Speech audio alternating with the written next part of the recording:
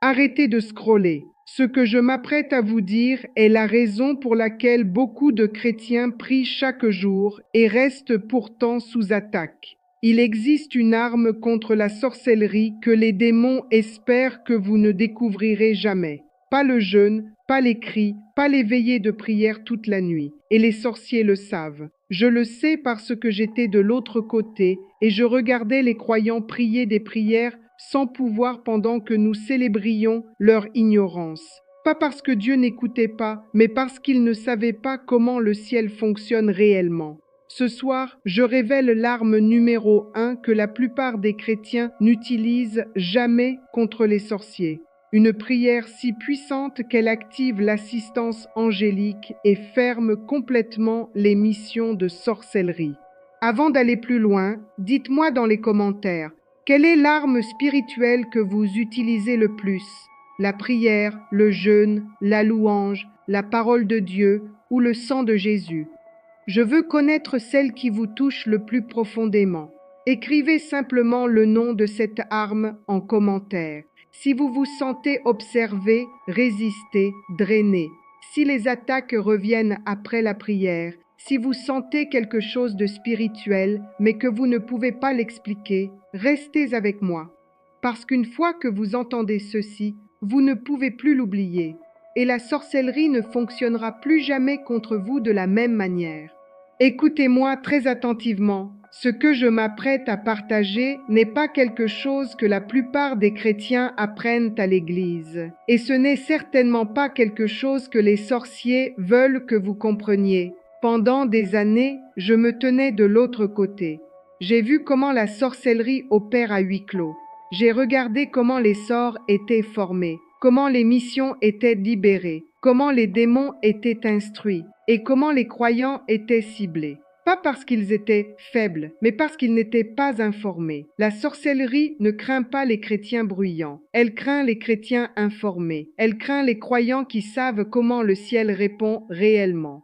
Mon nom est Naomi. Pendant 15 ans, j'ai été une sorcière puissante en Côte d'Ivoire. Je fréquentais les couvents. Je participais aux réunions de nuit. J'avais des missions précises contre des chrétiens, contre des familles, contre des églises.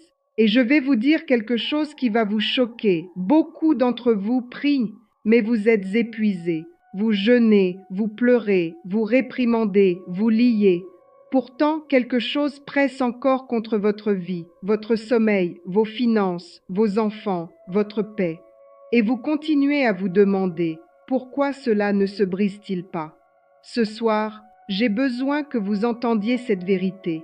Il existe une prière puissante pour l'assistance angélique que la plupart des croyants n'utilisent jamais.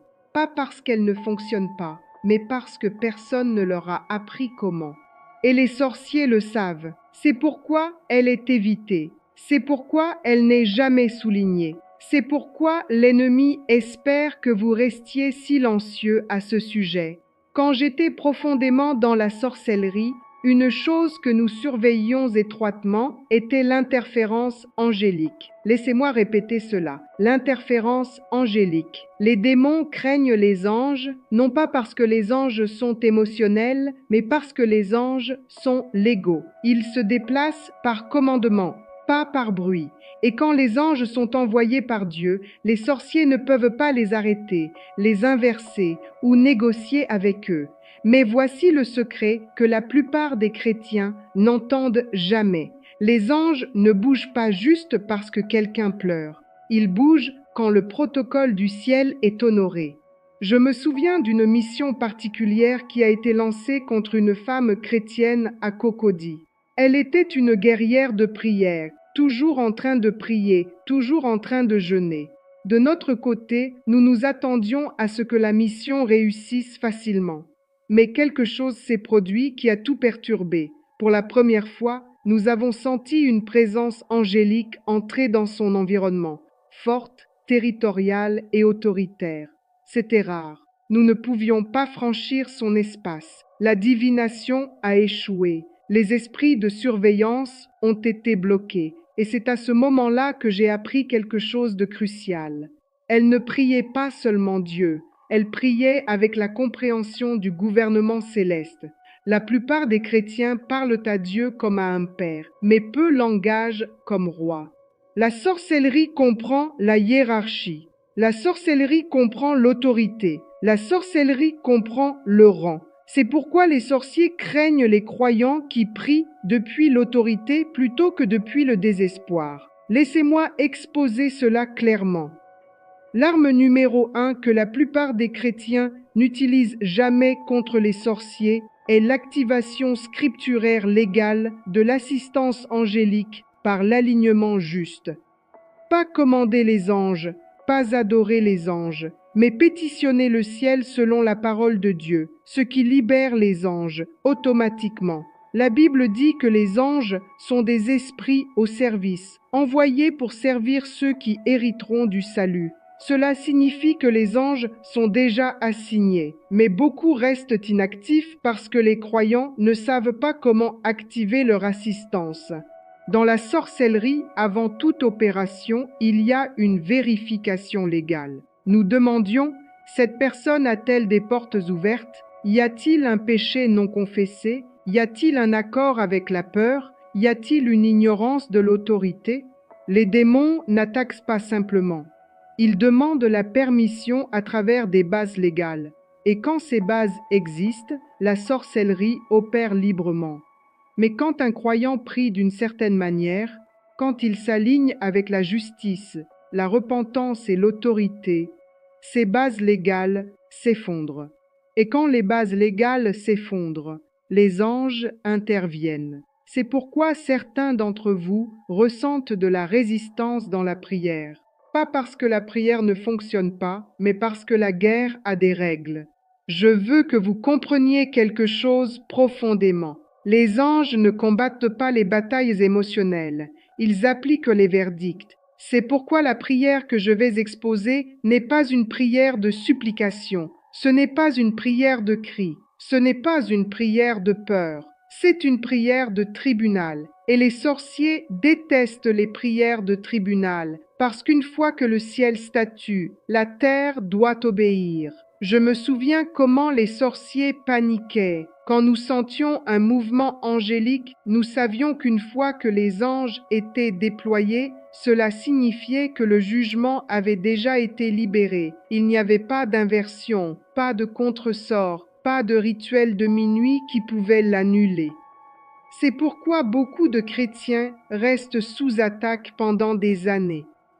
Pas parce que Dieu est silencieux, mais parce qu'ils n'ont jamais appris à approcher la cour du ciel. L'ennemi ne craint pas les réunions de prière. Il craint les croyants qui savent comment fermer les portes et activer l'aide. C'est là que beaucoup d'entre vous sont bloqués. Vous réprimandez les démons, mais vous ne retirez jamais leur droit légal. Vous liez les esprits, mais vous n'invitez jamais l'application céleste, et l'application est angélique. Maintenant, écoutez attentivement parce que c'est là que la plupart des enseignements s'arrêtent. La prière pour l'assistance angélique contre la sorcellerie commence par l'alignement, pas par la guerre. Avant que les anges ne bougent, le ciel vérifie. Marchez-vous dans la repentance? Pardonnez-vous à ceux qui vous ont blessés? Renoncez-vous aux accords avec la peur, l'amertume, la luxure ou la rébellion? Les sorciers dépendent du péché non résolu plus que des sorts. Une fois l'alignement restauré, la prière passe de la demande à la déclaration. Et c'est là que commence le pouvoir. Quand un croyant déclare la parole de Dieu en alignement avec la loi céleste, les anges sont envoyés automatiquement. Pas parce que le croyant est puissant, mais parce que la parole de Dieu l'est. C'est pourquoi certains sorciers reculent soudainement sans explication. C'est pourquoi certaines attaques s'arrêtent du jour au lendemain. C'est pourquoi certains rêves changent brusquement. Les anges sont entrés en scène. Mais voici le danger. Beaucoup de croyants bloquent accidentellement l'aide angélique en priant émotionnellement au lieu de légalement. Ils pleurent au lieu de décréter. Ils se plaignent au lieu de s'aligner. Et les sorciers exploitent cela. J'ai besoin que vous restiez avec moi parce que dans la prochaine partie, je vais exposer la structure exacte de la prière qui libère l'assistance angélique et pourquoi elle terrifie le royaume des ténèbres. Cette prière n'est pas enseignée dans les églises, elle n'est pas à la mode, elle ne semble pas dramatique, mais elle fonctionne. Nous allons la décomposer étape par étape pour que vous compreniez comment la prier correctement, sans erreur, sans peur et sans donner du pouvoir à l'ennemi par erreur. Restez avec moi, parce qu'une fois que vous apprenez cela, la sorcellerie ne dominera plus votre vie. Elle vous évitera. Mais avant d'aller plus loin, laissez-moi vous raconter comment j'ai été initiée dans ce monde sombre. Parce que comprendre mon parcours vous aidera à comprendre comment fonctionne vraiment la sorcellerie. J'avais 18 ans quand tout a commencé. J'étais une jeune fille, ordinaire à Abidjan. J'allais à l'université, j'avais des rêves, des ambitions. Mais j'avais aussi des problèmes financiers, des problèmes familiaux, des problèmes de cœur. Et dans ma recherche de solutions, j'ai rencontré quelqu'un qui m'a dit « Je peux t'aider, mais tu dois venir avec moi quelque part ». Ce quelque part était un couvent à l'intérieur du pays, loin d'Abidjan, un endroit où peu de gens ordinaires osent aller. Le premier soir au couvent, j'ai vu des choses que je n'aurais jamais imaginées. Des rituels complexes, des invocations puissantes, des manifestations spirituelles visibles. Et j'ai su que j'étais entrée dans un monde où les règles normales ne s'appliquaient plus. L'initiation a duré 7 jours. 7 jours où j'ai été dépouillée de mon identité normale et reconstruite en quelque chose d'autre. Ils m'ont donné à boire des substances. Ils m'ont fait porter des marques sur le corps. Ils m'ont fait prononcer des paroles que je ne comprenais pas à l'époque, mais qui étaient des pactes. Et à la fin de ces 7 jours, j'étais différente. Je pouvais voir des choses, je pouvais sentir des présences, je pouvais accomplir des tâches spirituelles que je n'aurais jamais pu faire avant. Mais ce que je ne savais pas à l'époque, c'est que j'avais vendu quelque chose de précieux. Mon âme était désormais liée à des entités que je ne pouvais pas contrôler. Les réunions de nuit ont commencé peu après. Chaque semaine, nous nous retrouvions, parfois physiquement dans des lieux secrets, parfois spirituellement, où nos corps dormaient mais nos esprits voyageaient. Dans ces réunions, nous recevions des missions, des noms, des adresses, des objectifs précis. Détruis ce mariage, bloque cette promotion, rends cet enfant malade, cause la confusion dans cette église. C'était notre travail et nous le faisions avec efficacité. Mais voici ce que la plupart des chrétiens ne savent pas. Nous ne pouvions pas toucher tout le monde. Il y avait des personnes qui étaient intouchables, des familles qui étaient protégées, des églises qui étaient gardées. Et chaque fois que nous essayions d'attaquer ces personnes, nous rencontrions de la résistance. Pas une résistance ordinaire, une résistance angélique. C'était comme frapper un mur invisible, comme essayer de traverser une barrière impénétrable. Au début, je ne comprenais pas pourquoi. Pourquoi certains chrétiens étaient si faciles à attaquer et d'autres étaient impossibles à toucher. Pourquoi nos sorts fonctionnaient contre certaines églises, mais échouaient complètement contre d'autres.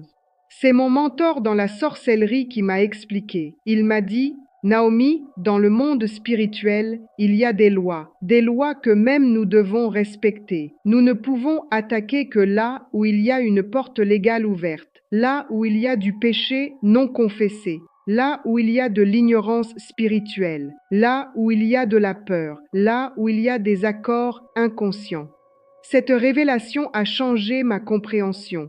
J'ai réalisé que la sorcellerie n'était pas aussi puissante que je le pensais. Elle était juste stratégique, elle exploitait les failles, elle utilisait les faiblesses, elle profitait de l'ignorance. Et la plus grande faiblesse que nous exploitions chez les chrétiens, leur manière de prier. Beaucoup priaient avec émotion mais sans autorité. Ils criaient fort mais ne comprenaient pas les protocoles célestes. Ils jeûnaient longtemps, mais n'alignaient jamais leur vie avec la justice. Nous pouvions littéralement écouter leurs prières. Oui, dans le monde spirituel, quand quelqu'un prie, cela crée un son, une fréquence. Et nous pouvions analyser cette fréquence. Nous pouvions savoir si leur prière avait du pouvoir ou si c'était juste du bruit. Une prière avec pouvoir créait une lumière aveuglante. Elle créait une barrière. Elle appelait des anges. Et quand nous voyions cette lumière, nous savions qu'il fallait abandonner la mission, parce que nous ne pouvions pas passer. Mais une prière émotionnelle sans compréhension, elle créait du bruit mais pas de lumière, du son mais pas de barrière. Et nous pouvions continuer notre travail sans interruption. C'est pourquoi tant de chrétiens prient pendant des années sans voir de résultats. Pas parce que Dieu n'entend pas, mais parce que leur prière ne déclenche pas le protocole céleste qui libère l'assistance angélique. Laissez-moi vous donner un exemple concret. Il y avait une famille à Yopougon que nous avions ciblée. Le mari était un homme d'affaires prospère. Quelqu'un avait payé pour que nous détruisions sa vie. Nous avons commencé notre travail. Nous avons fait des rituels. Nous avons envoyé des esprits de division dans son mariage. Nous avons bloqué ses affaires spirituellement. Au début, tout fonctionnait. Le couple a commencé à se disputer. Les affaires ont commencé à décliner. Tout se déroulait selon le plan.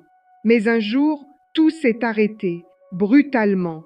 Nous avons essayé de continuer la mission, mais c'était impossible. Il y avait maintenant une présence angélique autour de cette famille. Nous avons enquêté et nous avons découvert que le couple était allé voir un pasteur qui comprenait la guerre spirituelle. Ce pasteur ne leur a pas juste dit de prier, il leur a enseigné comment prier. Il leur a montré comment s'aligner, comment fermer les portes légales, comment activer l'assistance angélique. Et une fois qu'ils ont prié de cette manière, notre mission était terminée. Nous ne pouvions plus les toucher. La protection angélique était si forte que même nos sorciers les plus puissants ne pouvaient pas passer. C'est ce que je veux que vous compreniez. Vous n'avez pas besoin d'être plus fort que les sorciers. Vous avez besoin d'être aligné avec le ciel. Parce qu'une fois que le ciel bouge, la sorcellerie devient impuissante. Pendant mes 15 ans dans la sorcellerie, j'ai vu tant de chrétiens souffrir inutilement, tant de familles détruites, tant de destins bloqués, pas parce que Dieu était absent, mais parce que son peuple ne savait pas comment accéder à sa puissance. J'ai vu des pasteurs puissants sur la chair mais vulnérables chez eux parce qu'ils ne protégeaient pas leur vie privée spirituellement. J'ai vu des intercesseurs qui priaient pour les autres mais qui ne priaient jamais correctement pour eux-mêmes. J'ai vu des chrétiens qui chassaient les démons à l'église, mais qui vivaient avec des portes ouvertes dans leur maison. Et la sorcellerie exploitait toutes ces failles. Nous étions comme des voleurs qui cherchent des maisons sans serrure. Nous ne perdions pas de temps avec les maisons bien protégées. Nous ciblions celles qui étaient vulnérables. Mais voici quelque chose que je dois vous dire. Ce n'est pas la quantité de prières qui compte, c'est la qualité. Ce n'est pas combien de temps vous priez, c'est comment vous priez. Ce n'est pas combien de fois vous jeûnez, c'est pourquoi vous jeûnez et comment vous alignez votre vie après le jeûne. J'ai vu des gens jeûner 40 jours et rester sous attaque. Pourquoi? Parce qu'ils jeûnaient dans l'émotion, pas dans l'alignement. Ils affaiblissaient leur corps mais ne fortifiaient pas leur esprit. Ils créaient un vide mais ne le remplissaient pas avec la présence de Dieu. Et dans la sorcellerie, nous aimions attaquer les gens qui jeûnaient sans discernement, parce que le jeûne sans alignement crée une vulnérabilité spirituelle. La personne pense qu'elle est forte spirituellement, mais en réalité, elle a ouvert des portes qu'elle ne comprend pas. C'est pourquoi Jésus a dit que certains démons ne sortent que par la prière et le jeûne. Pas juste le jeûne, mais la prière avec le jeûne. Et quelle sorte de prière? Une prière alignée, une prière qui comprend l'autorité, une prière qui active le ciel. Maintenant, laissez-moi vous parler de quelque chose que beaucoup de pasteurs ne vous diront jamais, parce qu'ils ne le savent pas eux-mêmes. Dans le monde spirituel, il y a une différence entre l'autorité positionnelle et l'autorité opérationnelle. L'autorité positionnelle, c'est ce que vous êtes en Christ. Vous êtes un enfant de Dieu. Vous êtes racheté par le sang de Jésus. Vous êtes assis dans les lieux célestes. C'est votre position. Et cette position est vraie pour tous les chrétiens nés de nouveau. Mais l'autorité opérationnelle, c'est votre capacité à faire fonctionner cette position dans votre vie quotidienne. C'est votre capacité à activer ce que vous avez en théorie. Et beaucoup de chrétiens ont l'autorité positionnelle, mais pas l'autorité opérationnelle. Ils savent qu'ils sont enfants de Dieu, mais ils ne savent pas comment utiliser cette identité pour vaincre l'ennemi. Ils savent qu'ils ont l'autorité en Christ, mais ils ne savent pas comment l'exercer dans les batailles réelles. Et c'est là que la sorcellerie trouve son terrain de jeu. Nous n'attaquons pas l'autorité positionnelle. Nous ne pouvons pas. C'est scellé par le sang de Jésus. Mais nous attaquons l'autorité opérationnelle. Nous exploitons le fait que les chrétiens ne savent pas comment marcher dans ce qu'ils ont déjà. C'est comme quelqu'un qui a un compte bancaire plein d'argent, mais qui ne sait pas comment utiliser sa carte de crédit. L'argent est là, les ressources sont disponibles, mais la personne ne peut pas y accéder parce qu'elle ne comprend pas le système. De la même manière, beaucoup de chrétiens ont toutes les ressources célestes disponibles pour eux, mais ils ne savent pas comment y accéder. Ils ne comprennent pas le protocole. Ils ne connaissent pas le système. Et c'est exactement ce que je vais vous enseigner. Le protocole qui active l'assistance angélique. Le système qui libère la puissance céleste. La méthode qui transforme votre autorité positionnelle en autorité opérationnelle. Mais avant de vous donner cette prière, je dois vous avertir. Une fois que vous commencez à prier de cette manière, votre vie va changer. Les attaques qui duraient des années vont s'arrêter. Les cycles qui se répétaient constamment vont être brisés. Les portes qui étaient fermées vont s'ouvrir. Mais il y aura aussi une période de transition, une période où l'ennemi va tester votre nouvelle position. Il va essayer de vous faire douter. Il va essayer de vous ramener à l'ancienne manière de prier. Il va essayer de vous convaincre que ça ne fonctionne pas.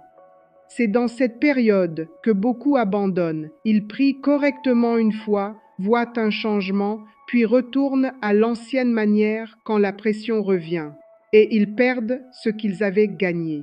Mais si vous tenez ferme, si vous maintenez votre position, si vous continuez à prier avec autorité et alignement, vous allez voir la sorcellerie se retirer complètement de votre vie. Parce que dans le monde spirituel, il y a une loi. Les démons ne peuvent pas rester là où les anges habitent. Et quand vous activez l'assistance angélique correctement, les anges ne viennent pas juste pour combattre. Ils viennent pour habiter, pour garder, pour protéger, et leur présence crée une atmosphère que la sorcellerie ne peut pas pénétrer. Maintenant, écoutez attentivement, parce que ce que je m'apprête à expliquer est l'endroit où la plupart des croyants entrent dans l'autorité ou annulent involontairement leurs propres prières.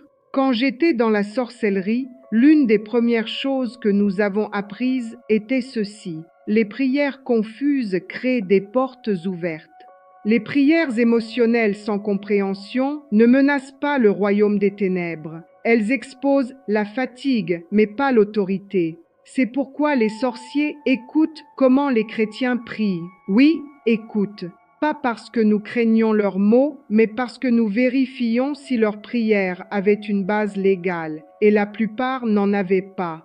Alors, laissez-moi vous guider à travers la structure de la prière qui active réellement l'assistance angélique, sans adorer les anges, sans commander les anges et sans sortir de l'ordre biblique. La première étape de cette prière est la repentance et l'alignement, mais pas de la manière dont la plupart des gens le font. Ce n'est pas une prière générale de « pardonne-moi pour mes péchés », c'est un alignement ciblé.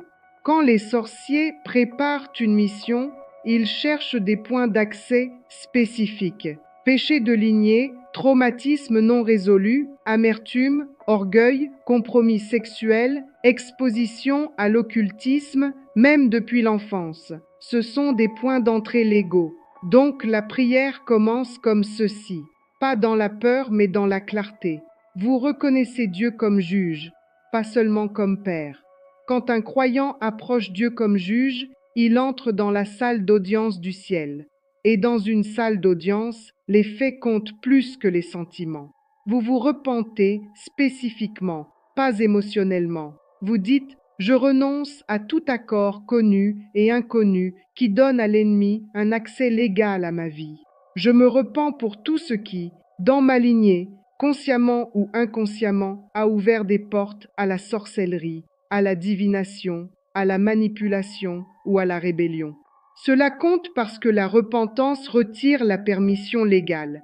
Et une fois la permission retirée, les anges sont libres d'agir. Les sorciers détestent les prières de repentance parce que la repentance ferme les portes qu'ils ont travaillé dur pour ouvrir.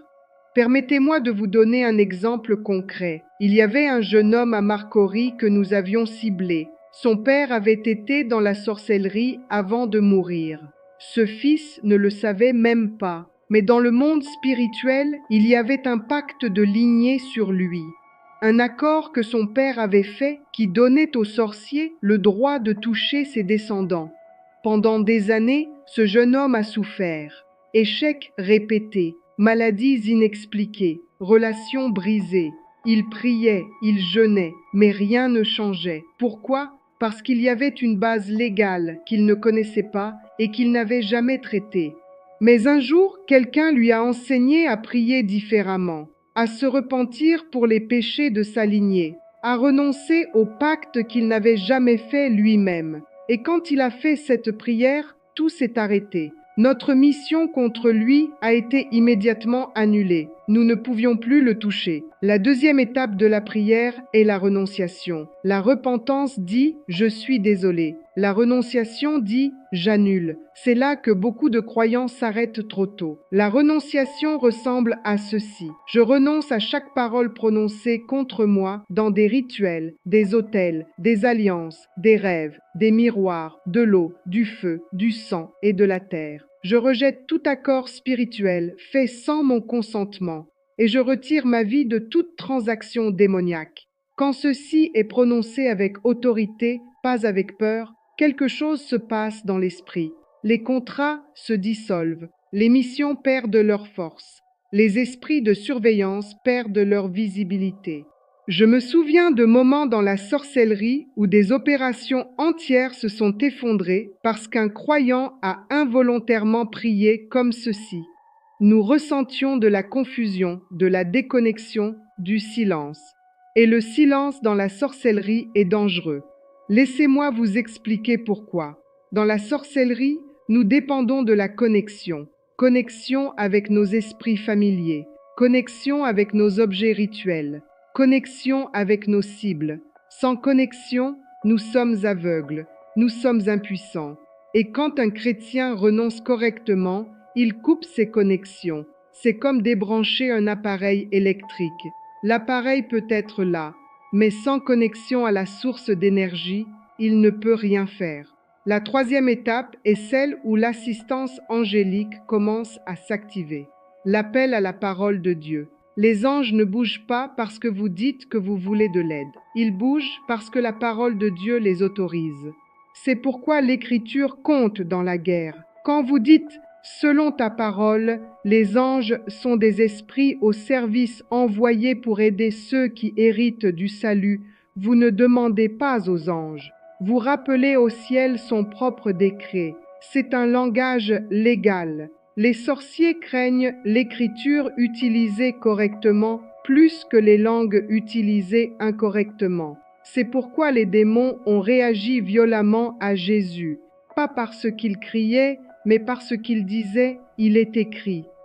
J'ai vu des sorciers puissants trembler devant des chrétiens qui ne criaient même pas. Mais ces chrétiens connaissaient leur Bible. Ils citaient les Écritures avec autorité. Ils utilisaient la parole comme une épée. Et dans le monde spirituel, cette épée est réelle. Elle coupe, elle tranche, elle détruit. Maintenant, écoutez attentivement, parce que cette partie est critique. Vous ne commandez pas les anges. C'est un comportement de sorcellerie. Vous pétitionnez Dieu et les anges répondent à lui. La prière se transforme comme ceci. Père, comme ta parole le déclare, je demande que tu libères l'assistance angélique pour appliquer ton verdict sur ma vie, ma maison, mon appel et ma destinée. Que chaque mission angélique neutralise, démantèle et retienne chaque opération démoniaque envoyée contre moi. Ce n'est pas de l'arrogance, c'est de l'alignement. Et l'alignement invite les armées célestes. Je dois que vous compreniez quelque chose profondément. Les sorciers craignent les anges parce que les anges ne discutent pas. Ils ne négocient pas. Ils ne menacent pas. Ils exécutent. Quand j'étais dans la sorcellerie, la pire chose qui pouvait arriver à une mission était une intervention angélique. Parce qu'une fois que les anges étaient déployés, c'était fini. Il n'y avait pas de plan B, il n'y avait pas de contre-rituel, il n'y avait que la retraite.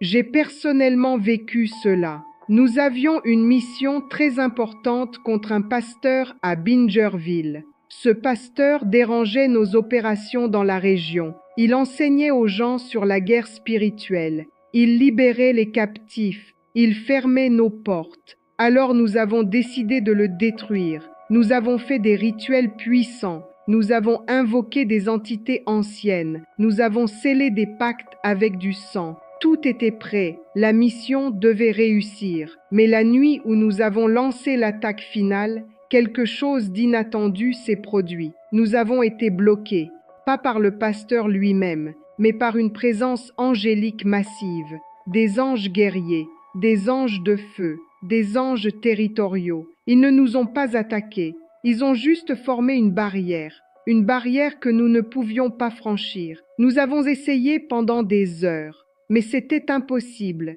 et finalement, nous avons dû abandonner la mission.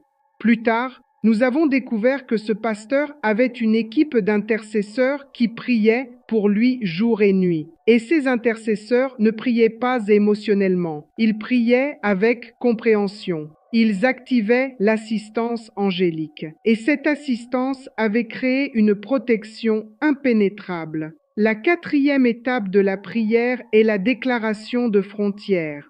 C'est là que beaucoup de chrétiens se sentent audacieux, mais le font souvent sans autorité. Les frontières ne sont pas des déclarations émotionnelles, ce sont des démarcations légales. Vous déclarez des choses comme « Aucune arme forgée contre moi ne prospérera. Toute mission de sorcellerie est annulée. Tout esprit de surveillance est aveuglé. Tout autel parlant contre ma destinée est réduit au silence. Mon lieu d'habitation est marqué par la présence de Dieu. » Quand ceci est prononcé après la repentance et la renonciation, ces déclarations deviennent applicables. Sans alignement, c'est du bruit.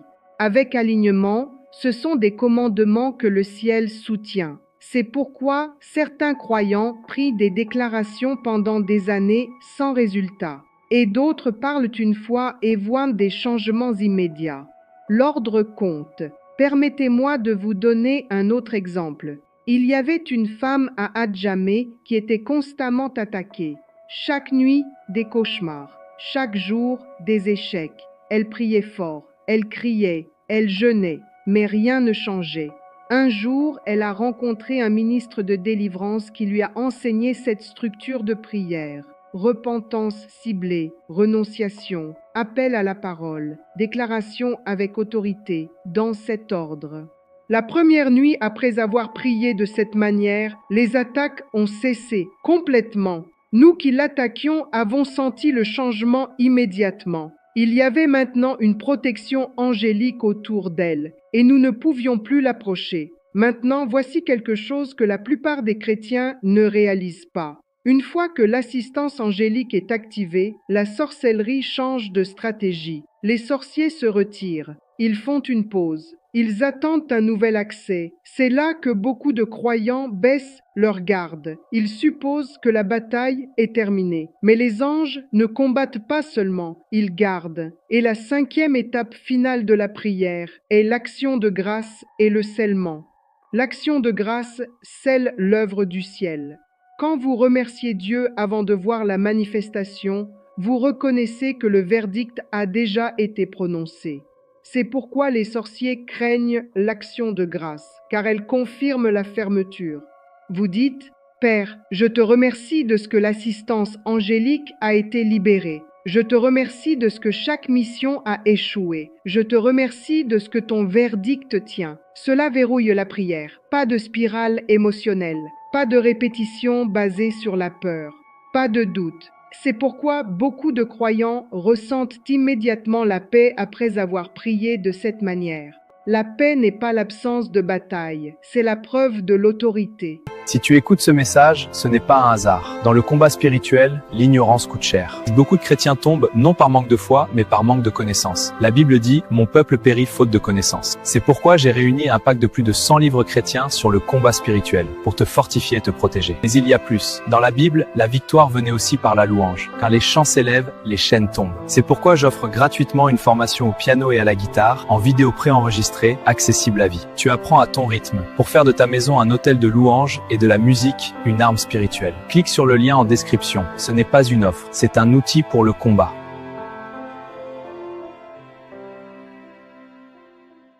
Maintenant, écoutez très attentivement parce que ce que je m'apprête à exposer est la raison pour laquelle beaucoup de croyants reçoivent une percée puis la perdent. C'est la partie qui n'est presque jamais enseignée. Quand l'assistance angélique est libérée, le royaume des ténèbres ne contre-attaque pas immédiatement avec puissance.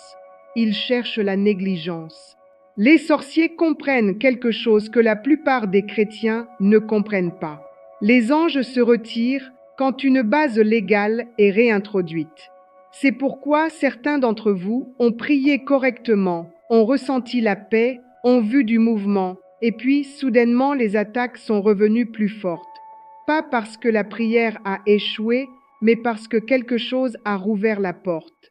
Dans la sorcellerie, après l'effondrement d'une mission, nous ne nous précipitons pas. Nous observons, nous attendons, nous cherchons des fissures. Et la fissure la plus commune n'est pas le péché, c'est la bouche. Les paroles comptent plus que les émotions. Beaucoup de croyants annulent la protection angélique en parlant de peur, de doute ou d'auto-accusation après la prière. Ils prient avec autorité, puis disent des choses comme « j'espère que ça marche » ou « et si ça revient » ou « je perds toujours à la fin ».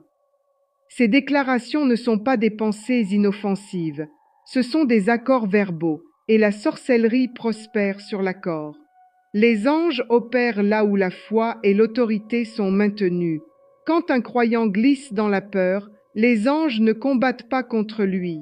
Ils reculent parce que le ciel ne supplante pas le libre arbitre. C'est pourquoi maintenir une percée nécessite de la discipline, pas du drame. Laissez-moi expliquer quelque chose clairement. Vous n'avez pas besoin de combattre la sorcellerie tous les jours. Vous devez rester aligné. Quand l'assistance angélique est libérée, les anges sont assignés non seulement pour combattre, mais pour garder. Mais garder ne signifie pas s'occuper de tout comme une babysitter. Les sorciers ne peuvent pas surpasser les anges. Alors, au lieu de cela, ils essaient d'attirer les croyants dans des réactions émotionnelles, une guerre obsessionnelle, de la paranoïa ou une surveillance constante de l'ennemi. C'est l'un des plus grands pièges. Au moment où vous devenez obsédé par la sorcellerie, vous n'êtes plus concentré sur l'autorité de Dieu. Vous êtes concentré sur l'activité de l'ennemi. Et le focus détermine l'accord. Les anges restent là où règne la paix, la foi et l'autorité. C'est pourquoi l'Écriture dit de rester ferme après avoir tout fait. Rester n'est pas passif, c'est une immobilité confiante. Maintenant, laissez-moi exposer les tactiques de représailles que les sorciers utilisent après une interférence angélique. La première est l'infiltration des rêves. Si les sorciers ne peuvent pas toucher votre vie physique, ils essaient d'accéder à votre subconscient. Cauchemars, faux rêves, peurs symboliques ou imageries récurrentes sont des tentatives de réintroduire la peur et de rouvrir les portes. C'est pourquoi vous devez couvrir votre sommeil avant de vous reposer. Vous déclarez simplement « Mon esprit appartient à Dieu, mes rêves sont gardés. Aucun esprit ne peut accéder à mon sommeil sans permission divine. » Ce n'est pas de la superstition, c'est l'application de frontières. Je me souviens d'un homme d'affaires à Plateau que nous avions attaqué pendant des mois sans succès à cause de sa protection angélique. Alors, nous avons changé de tactique. Nous avons commencé à l'attaquer dans ses rêves. Chaque nuit, nous lui envoyions des cauchemars, des rêves de mort, des rêves d'échec, des rêves de trahison. Le but n'était pas de lui faire du mal physiquement. Le but était de planter la peur dans son subconscient. Et ça a marché. Pendant la journée, il était fort. Mais la nuit, la peur grandissait. Et avec le temps, cette peur a commencé à affecter sa foi. Il a commencé à douter. Il a commencé à s'inquiéter. Et quand la foi a diminué, la protection angélique s'est affaiblie. Mais un jour, quelqu'un lui a enseigné à couvrir ses rêves avant de dormir, à déclarer que son sommeil était sous l'autorité de Dieu. Et immédiatement, nos attaques de rêve ont cessé de fonctionner. Nous étions bloqués à nouveau. La deuxième tactique est l'agitation émotionnelle. Irritation soudaine, colère sans raison, vieux souvenirs qui refont surface, tristesse aléatoire. Ce ne sont pas toujours psychologiques. Ce sont des tentatives de déstabiliser votre autorité émotionnelle. Les sorciers comptent sur l'instabilité émotionnelle parce que les émotions instables affaiblissent l'autorité verbale. C'est pourquoi la maîtrise de soi est une guerre spirituelle. J'ai vu des chrétiens puissants perdre leur protection parce qu'ils ne contrôlaient pas leurs émotions. Ils priaient avec autorité le matin, puis explosaient de colère l'après-midi. Ils déclaraient la victoire le dimanche, puis s'effondraient dans la dépression le lundi. Et chaque fois qu'ils perdaient le contrôle émotionnel, ils ouvraient une porte, une petite fissure. Mais dans la sorcellerie, nous n'avons besoin que d'une petite fissure. Nous pouvons transformer une petite fissure en une grande porte. La troisième tactique est la distraction externe. Conflits avec les gens, disputes inattendues, tensions relationnelles. Ceux-ci sont conçus pour vous tirer dans l'offense, l'amertume ou le manque de pardon, parce que le manque de pardon rouvre une base légale. Les anges ne restent pas là où l'amertume est entretenue. Le pardon n'est pas de la faiblesse, c'est une fermeture stratégique. Beaucoup de chrétiens pensent que tenir rancune contre quelqu'un qui leur a fait du mal est justifié. Mais dans le monde spirituel, cette rancune devient une chaîne. Et les sorciers utilisent cette chaîne pour vous maintenir liés. Nous ne nous soucions pas de vos sentiments. Nous nous soucions de vos portes légales. Et l'amertume est l'une des portes les plus puissantes. J'ai vu des familles entières détruites parce qu'une personne refusait de pardonner. Cette personne pensait qu'elle punissait l'offenseur en ne pardonnant pas. Mais en réalité, elle se punissait elle-même. Elle donnait au sorcier le droit légal de l'attaquer. Maintenant, voici la vérité clé que la plupart des chrétiens n'entendent jamais. Une fois que les anges sont libérés, votre rôle passe de guerrier à intendant. Vous ne combattez pas, vous maintenez. La maintenance ressemble à de la cohérence, pas à de l'intensité. Vous n'avez pas besoin de répéter la prière quotidiennement à moins que le Saint-Esprit ne vous l'indique. Répéter des prières de guerre par peur signale le doute, pas la foi.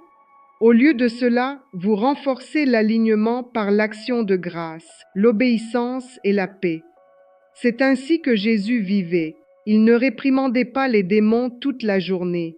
Il marchait dans l'autorité et les démons réagissaient à lui.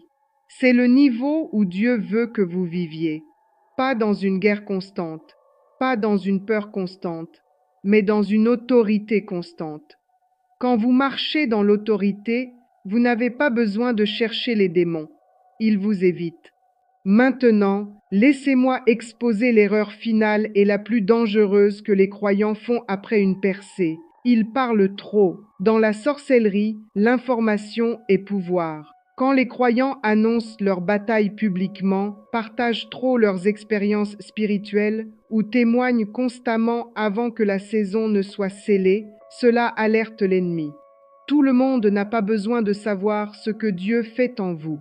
Le silence protège l'élan. Même Jésus disait aux gens, Ne dis rien à personne. Ce n'était pas du secret, c'était de la sagesse. Les anges travaillent mieux dans l'obéissance tranquille. Je me souviens d'une femme que nous avions essayé d'attaquer pendant des mois sans succès. Elle avait une protection angélique forte. Nous ne pouvions rien faire contre elle, mais un jour, elle a commencé à témoigner publiquement de toutes ses batailles spirituelles. Elle racontait en détail comment elle avait été attaquée, comment elle avait prié, comment Dieu l'avait délivrée. Elle pensait qu'elle encourageait les autres, mais en réalité, elle nous donnait des informations. Nous avons appris ses faiblesses. Nous avons appris ses patterns de prière. Nous avons appris comment elle avait gagné ses batailles précédentes. Et avec ces informations, nous avons ajusté notre stratégie.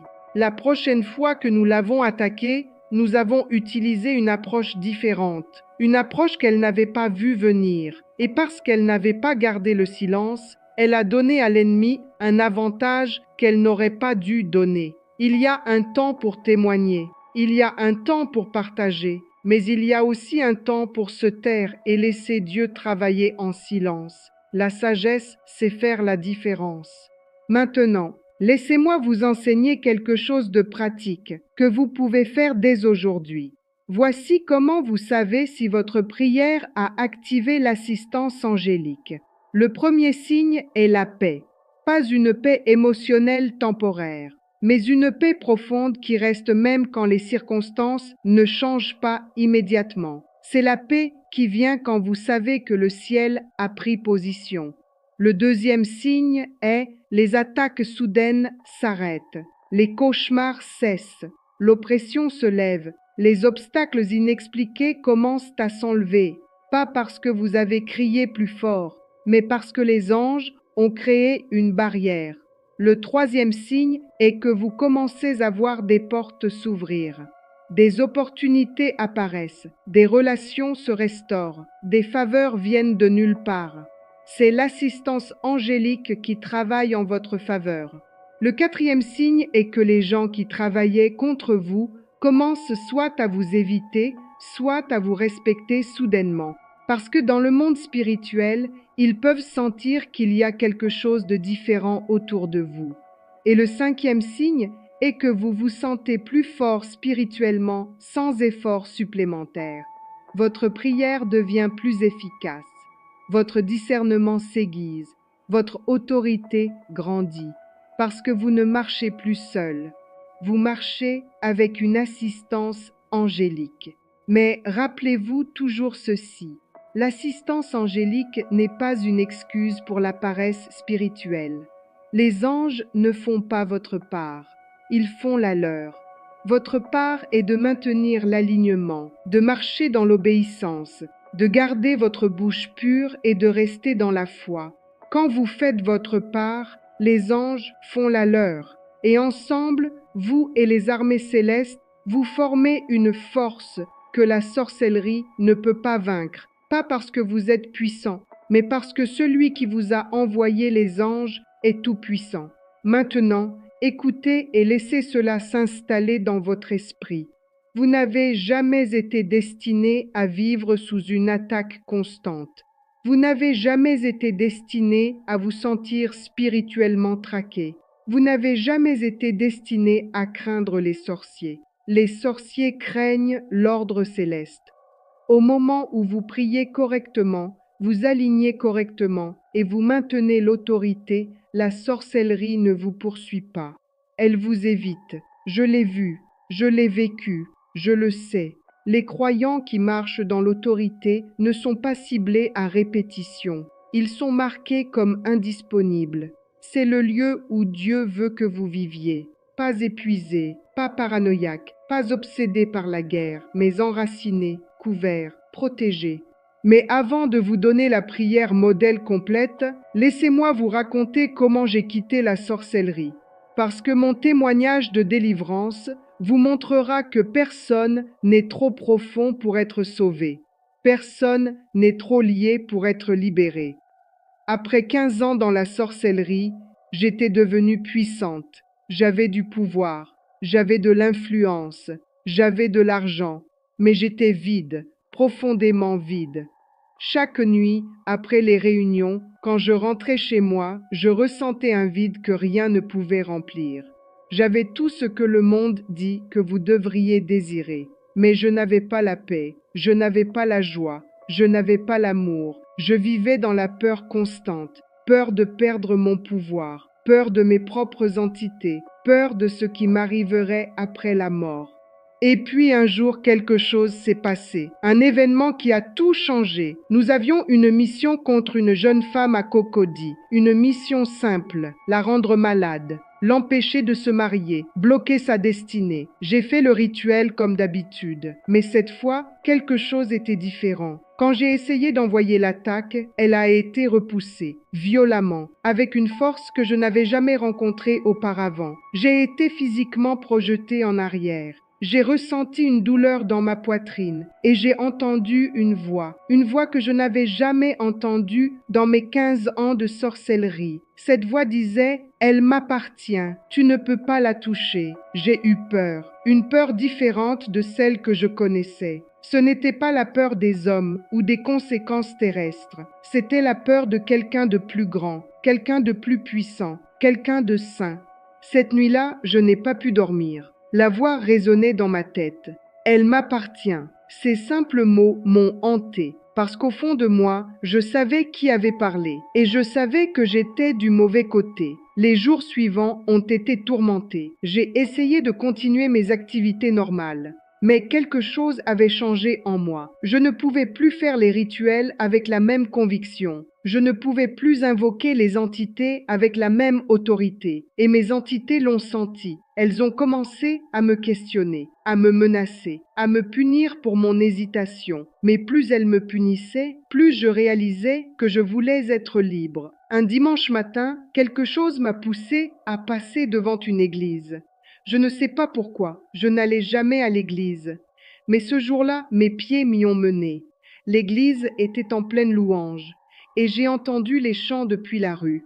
Quelque chose dans ces chants m'a touché, quelque chose de pur, quelque chose de lumineux, quelque chose qui contrastait complètement avec les ténèbres dans lesquelles je vivais. Je suis entrée, juste pour quelques minutes, juste pour voir. Mais quand je suis entrée, j'ai senti quelque chose que je n'avais jamais senti auparavant. Une présence, mais pas une présence oppressante comme celle que je connaissais. Une présence aimante, une présence accueillante, une présence qui disait « Viens, tu es la bienvenue ici ».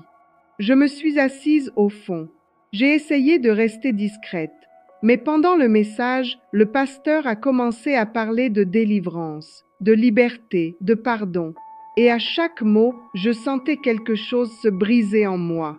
À la fin du service, il a fait un appel. Il a dit « Si tu es lié par des forces spirituelles, si tu veux être libre, viens maintenant ». Mes jambes ont commencé à bouger avant que mon esprit ne décide. Je suis allée à l'avant et j'ai éclaté en sanglots. Le pasteur a commencé à prier pour moi. Et au moment où il a dit « Au nom de Jésus », toutes mes entités ont réagi. Elles criaient à travers moi. Elles résistaient. Elles ne voulaient pas partir. Mais le pasteur a continué. Il a déclaré le sang de Jésus sur moi. Il a brisé tous mes pactes. Il a renoncé à toutes mes initiations. Le processus de délivrance a duré 3 heures. 3 heures de guerre spirituelle intense. Mais à la fin, j'étais libre, vraiment libre. Les entités étaient parties, les chaînes étaient brisées, les ténèbres avaient été chassées par la lumière. Ce jour-là, j'ai donné ma vie à Jésus, et ma vie n'a plus jamais été la même. Les semaines qui ont suivi ma conversion ont été difficiles. Mes anciens collègues dans la sorcellerie ont découvert ma délivrance. Ils n'étaient pas contents. Ils ont essayé de me faire revenir, ils m'ont menacé, ils ont fait des rituels contre moi. Mais cette fois, j'avais quelque chose qu'ils ne pouvaient pas combattre. J'avais la protection du sang de Jésus, j'avais l'assistance angélique, j'avais l'autorité en Christ. Chaque fois qu'ils m'attaquaient, je priais, pas comme avant, pas émotionnellement, mais avec l'autorité que j'avais apprise. Je déclarais la parole, je renouvelais mon alignement, j'activais l'assistance angélique. Et chaque attaque échouait. Après quelques mois, ils ont abandonné. parce qu'ils ont réalisé que je n'étais plus accessible. J'étais maintenant sous une protection qu'ils ne pouvaient pas pénétrer. Et aujourd'hui, je suis libre depuis 10 ans. 10 ans de liberté, 10 ans de paix, 10 ans de marche avec Jésus. Et pendant ces 10 ans, j'ai aidé des centaines de personnes à se libérer de l'emprise de la sorcellerie. J'ai enseigné cette prière à des milliers de chrétiens et j'ai vu des vies transformées. Maintenant, permettez-moi de vous donner la prière modèle complète, cette prière que vous pouvez prier dès aujourd'hui. Mais avant de prier, assurez-vous d'être dans un lieu tranquille. Assurez-vous d'être sérieux. Cette prière n'est pas un jeu, c'est une arme spirituelle puissante. Voici la prière. Père céleste, je viens devant toi non seulement comme mon Père, mais comme le juge de toute la terre. Je reconnais ton autorité absolue sur toute chose visible et invisible. Je me repens spécifiquement de tout péché connu et inconnu dans ma vie. Je me repens de tout ce qui, dans ma lignée, a ouvert des portes à la sorcellerie, à la divination, à la manipulation ou à la rébellion. Je demande pardon pour tout accord conscient ou inconscient avec la peur, l'amertume, la luxure ou l'orgueil. Père, je renonce maintenant à chaque parole prononcée contre moi dans des rituels, des autels, des couvents, des réunions de nuit, des rêves, des miroirs, de l'eau, du feu, du sang ou de la terre. Je rejette tout accord spirituel fait sans mon consentement. Je retire ma vie de toute transaction démoniaque. J'annule tout pacte de lignée qui donne à l'ennemi un droit légal sur moi ou ma famille. Selon ta parole dans Hébreux 1,14, les anges sont des esprits au service, envoyés pour servir ceux qui hériteront du salut. Père, je suis ton enfant, racheté par le sang de Jésus. Je te demande maintenant de libérer l'assistance angélique pour appliquer ton verdict sur ma vie, ma maison, mon appel et ma destinée. Que chaque mission angélique neutralise, démantèle et retienne toute opération démoniaque envoyée contre moi. Que les anges de Dieu créent une barrière de protection autour de moi que la sorcellerie ne peut pas franchir. Je déclare maintenant avec autorité: aucune arme forgée contre moi ne prospérera. Toute mission de sorcellerie contre ma vie est annulée. Tout esprit de surveillance est aveuglé. Tout autel parlant contre ma destinée est réduit au silence. Mon lieu d'habitation est marqué par la présence de Dieu. Je couvre mon sommeil avec le sang de Jésus. Mon esprit appartient à Dieu. Mes rêves sont gardés. Aucun esprit ne peut accéder à mon sommeil sans permission divine. Je ferme toute porte que j'ai ouverte par le péché, l'ignorance ou la négligence. Je marche maintenant dans la sainteté, dans l'obéissance et dans la foi. Père, je te remercie de ce que l'assistance angélique a été libérée. Je te remercie de ce que chaque mission contre moi a échoué. Je te remercie de ce que ton verdict tient. Je te remercie de ce que je suis protégé, couvert et gardé. Au nom puissant de Jésus-Christ. Amen. Voilà, c'est la prière, simple mais puissante, courte mais complète. Elle couvre tous les éléments essentiels: repentance, renonciation, appel à la parole, déclaration et action de grâce. Maintenant, écoutez-moi attentivement. Après avoir prié cette prière, ne la répétez pas par peur. Ne doutez pas. Ne vous demandez pas si ça a fonctionné. Croyez simplement que le ciel a entendu et a répondu. Maintenez votre alignement en marchant dans la sainteté. Contrôlez votre bouche. Ne parlez pas de peur. Ne vous plaignez pas. Ne vous accusez pas. Parlez la foi. Parlez la victoire. Parlez l'autorité. Et observez. Observez comment les choses commencent à changer. Observez comment les attaques s'arrêtent. Observez comment la paix vient. Observez comment les portes s'ouvrent. C'est l'assistance angélique au travail. Mais rappelez-vous toujours, l'assistance angélique n'est pas rare. Elle est normale pour les enfants de Dieu qui marchent dans l'alignement. Quand l'ordre céleste est respecté, vous n'avez pas besoin de crier. Vous n'avez pas besoin de paniquer. Vous n'avez pas besoin de poursuivre les démons. Vous avez besoin d'alignement. Vous avez besoin d'autorité, vous avez besoin de compréhension. Et une fois que vous avez cela, la sorcellerie perd son emprise. Pas parce que vous avez combattu plus fort, mais parce que le ciel s'est tenu avec vous. Maintenant, je veux que vous fassiez quelque chose pour moi. Si cette révélation vous a touché, si vous comprenez maintenant ce que vous ne compreniez pas avant, écrivez dans les commentaires « Je marche dans l'autorité ». Cette déclaration n'est pas juste un commentaire, c'est un engagement spirituel. C'est vous disant au ciel et à la terre que vous ne vivrez plus dans la peur, que vous ne serez plus ignorant, que vous marcherez désormais dans l'autorité que Jésus vous a donnée. Et si vous connaissez quelqu'un qui a besoin d'entendre ce message, partagez cette vidéo avec lui, parce que quelque part, il y a une personne qui est sous une attaque en ce moment même. Une personne qui prie mais ne voit pas de résultat. Une personne qui a besoin de cette révélation. Soyez l'instrument que Dieu utilise pour apporter cette vérité à cette personne. Parce que l'information que je viens de partager peut littéralement sauver des vies. Elle peut sauver des mariages. Elle peut sauver des destins. Elle peut sauver des générations. Restez alignés.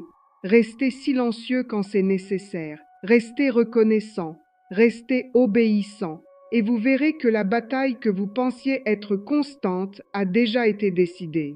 Que la grâce de notre Seigneur Jésus-Christ, l'amour de Dieu le Père et la communion du Saint-Esprit soient avec vous tous. Marchez dans l'autorité, marchez dans la victoire, marchez dans la liberté, au nom puissant de Jésus. Amen.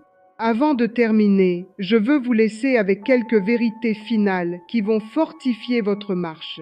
Parce que connaître la prière est une chose, mais savoir comment vivre après l'avoir priée est tout aussi important. Premièrement, comprenez que l'assistance angélique ne vous rend pas paresseux spirituellement. Les anges ne font pas votre part, ils font la leur. Votre part est de maintenir l'alignement quotidien, de marcher dans la sainteté, de garder votre bouche pure, de rester dans la foi. Quand vous faites votre part, les anges font la leur. C'est un partenariat divin. Dieu ne vous a jamais appelé à combattre seul. Il vous a appelé à combattre avec lui et avec ses armées. Mais vous devez honorer votre rôle dans ce partenariat. Deuxièmement, ne devenez pas obsédés par la guerre spirituelle. Certains chrétiens, une fois qu'ils découvrent ces vérités, deviennent tellement concentrés sur les démons qu'ils oublient de se concentrer sur Dieu. Ils voient des démons partout. Ils parlent constamment de sorcellerie. Ils vivent dans une mentalité de guerre perpétuelle. Mais ce n'est pas ce que Dieu veut. Dieu veut que vous viviez dans la paix de sa présence, pas dans l'anxiété de la guerre. Oui, la guerre est réelle. Oui, les démons existent. Oui, la sorcellerie opère. Mais votre focus principal doit toujours être Jésus. Quand vous le gardez au centre, tout le reste trouve sa juste place. Troisièmement, soyez patient avec vous-même. Si vous avez vécu sous des attaques pendant des années, la guérison ne viendra peut-être pas du jour au lendemain. Il peut y avoir des blessures émotionnelles à traiter, des peurs à surmonter, des patterns de pensée à renouveler. Donnez-vous de la grâce. Dieu n'est pas pressé. Il est plus intéressé par votre croissance complète que par votre guérison rapide. Faites confiance au processus. Continuez à prier. Continuez à vous aligner et laissez Dieu faire son œuvre en vous à son rythme. Quatrièmement, trouvez une communauté de croyants matures qui comprennent ces vérités. Ne marchez pas seul dans cette révélation. Vous avez besoin de personnes qui peuvent prier avec vous, qui peuvent vous encourager, qui peuvent vous tenir responsable. L'isolement est une tactique de l'ennemi. Il veut vous faire croire que vous êtes seul dans votre combat, mais ce n'est pas vrai. Il y a une armée de croyants qui marchent dans la même autorité. Trouvez-les, connectez-vous avec eux, grandissez ensemble. Cinquièmement, enseignez ces vérités à vos enfants. Ne les laissez pas grandir dans l'ignorance comme vous l'avez peut-être fait. Enseignez-leur dès leur jeune âge comment prier avec autorité, comment s'aligner avec le ciel, Comment activer l'assistance angélique? Vos enfants font face à un monde spirituellement hostile. Ils ont besoin de ces armes. Ils ont besoin de cette connaissance. Ne supposez pas que l'Église va leur enseigner. Prenez la responsabilité de les équiper vous-même. Sixièmement, soyez un témoin vivant de la puissance de Dieu. Quand les gens voient votre transformation, quand ils voient votre liberté, quand ils voient votre paix, ils voudront savoir ce que vous avez. C'est à ce moment-là que vous partagez, pas de manière arrogante, pas de manière religieuse, mais avec humilité et amour. Racontez-leur ce que Dieu a fait pour vous. Enseignez-leur ce que vous avez appris. Aidez-les à entrer dans la même liberté. Septièmement, restez humble. N'oubliez jamais d'où Dieu vous a sorti. N'oubliez jamais qu'avant cette révélation, vous étiez peut-être aussi ignorant que ceux que vous enseignez maintenant. L'humilité vous garde enseignable. Elle vous garde ouvert à plus de révélations. Elle vous garde dépendant de Dieu plutôt que de votre propre compréhension. Et c'est dans l'humilité que Dieu donne sa grâce. Maintenant, je veux aborder une question que beaucoup se posent. Combien de fois dois-je prier cette prière? La réponse est simple. Priez-la une fois avec foi et autorité. Puis maintenez votre position. Vous n'avez pas besoin de la répéter quotidiennement, à moins que le Saint-Esprit ne vous y conduise spécifiquement. Pourquoi? Parce que répéter constamment la même prière peut signaler le doute. Cela peut indiquer que vous ne croyez pas que Dieu a entendu la première fois. Au lieu de répéter la prière de guerre, renforcez votre position par l'action de grâce. Chaque matin, remerciez Dieu pour la protection angélique. Chaque soir, remerciez-le pour sa fidélité. L'action de grâce maintient votre cœur dans la foi. Cependant, si vous sentez que l'Esprit vous conduit à reprier cette prière, obéissez. Il peut y avoir de nouvelles portes qui se sont ouvertes, de nouveaux domaines qui ont besoin d'alignement, de nouvelles attaques qui nécessitent une réponse. Suivez toujours la conduite du Saint-Esprit. Une autre question courante. Puis-je prier cette prière pour d'autres personnes? Oui, absolument. Vous pouvez prier cette prière en faveur de votre famille, de vos enfants, de vos proches. Mais rappelez-vous que pour que la prière soit pleinement efficace pour eux, ils doivent aussi marcher dans l'alignement. Vous ne pouvez pas maintenir l'autorité spirituelle de quelqu'un qui vit dans le péché délibéré. Cependant, votre prière peut créer une couverture qui les protège pendant qu'ils grandissent dans la maturité spirituelle. Votre prière peut bloquer certaines attaques pendant qu'ils apprennent à se tenir debout par eux-mêmes. Laissez-moi aussi vous avertir sur quelque chose. Une fois que vous commencez à marcher dans cette autorité, vous pourriez attirer l'attention de l'ennemi d'une manière différente, pas par des attaques directes, mais par des distractions subtiles. L'ennemi essaiera de vous occuper avec des choses qui ne sont pas mauvaises en soi, mais qui vous détournent de votre appel, des opportunités qui semblent bonnes, mais qui ne sont pas de Dieu, des relations qui semblent bénéfiques, mais qui drainent votre vie spirituelle. Restez vigilants. Testez tout par l'esprit. Ne dites pas oui à chaque opportunité. Apprenez à dire non aux bonnes choses pour que vous puissiez dire oui aux meilleures choses. Et finalement, rappelez-vous toujours que votre victoire n'est pas basée sur vos efforts. Elle est basée sur ce que Jésus a déjà accompli à la croix. Quand il a dit « tout est accompli », il le pensait vraiment. Toute bataille a déjà été gagnée. Tout ennemi a déjà été vaincu. Toute puissance a déjà été désarmée. Votre travail n'est pas de gagner la bataille. Votre travail est de marcher dans la victoire qui a déjà été gagnée. C'est pourquoi cette prière fonctionne. Ce n'est pas parce qu'elle crée quelque chose de nouveau. C'est parce qu'elle active ce qui existe déjà. La victoire existe déjà. L'assistance angélique existe déjà. Votre autorité existe déjà. Tout ce que vous faites, c'est vous positionner pour recevoir ce que Dieu a déjà préparé pour vous. C'est ça la foi. Ce n'est pas créer quelque chose qui n'existe pas. C'est saisir ce qui existe déjà, mais que vous n'aviez pas encore activé. Alors marchez dans cette vérité, marchez dans cette révélation, marchez dans cette autorité. Vous n'êtes pas une victime, vous êtes un vainqueur en Christ, vous n'êtes pas impuissant, vous avez accès aux armées célestes, vous n'êtes pas seul, vous êtes entouré, protégé, gardé par les anges de Dieu. Croyez-le, vivez-le, déclarez-le, et regardez comment le ciel répond. Que Dieu vous bénisse abondamment. Que sa face brille sur vous, que sa paix qui surpasse toute compréhension garde vos cœurs et vos pensées en Jésus-Christ. Marchez dans la liberté, marchez dans l'autorité, marchez dans la victoire. Au nom puissant de Jésus-Christ, notre Seigneur et Sauveur. Amen et Amen. Merci d'avoir suivi ce témoignage. Si tu écoutes ce message, ce n'est pas un hasard. Dans le combat spirituel, l'ignorance coûte cher. Beaucoup de chrétiens tombent non par manque de foi, mais par manque de connaissances. La Bible dit « Mon peuple périt faute de connaissances ». C'est pourquoi j'ai réuni un pack de plus de 100 livres chrétiens sur le combat spirituel, pour te fortifier et te protéger. Mais il y a plus. Dans la Bible, la victoire venait aussi par la louange. Quand les chants s'élèvent, les chaînes tombent. C'est pourquoi j'offre gratuitement une formation au piano et à la guitare, en vidéo préenregistrée, accessible à vie. Tu apprends à ton rythme, pour faire de ta maison un hôtel de louange et de la musique une arme spirituelle. Clique sur le lien en description. Ce n'est pas une offre, c'est un outil pour le combat.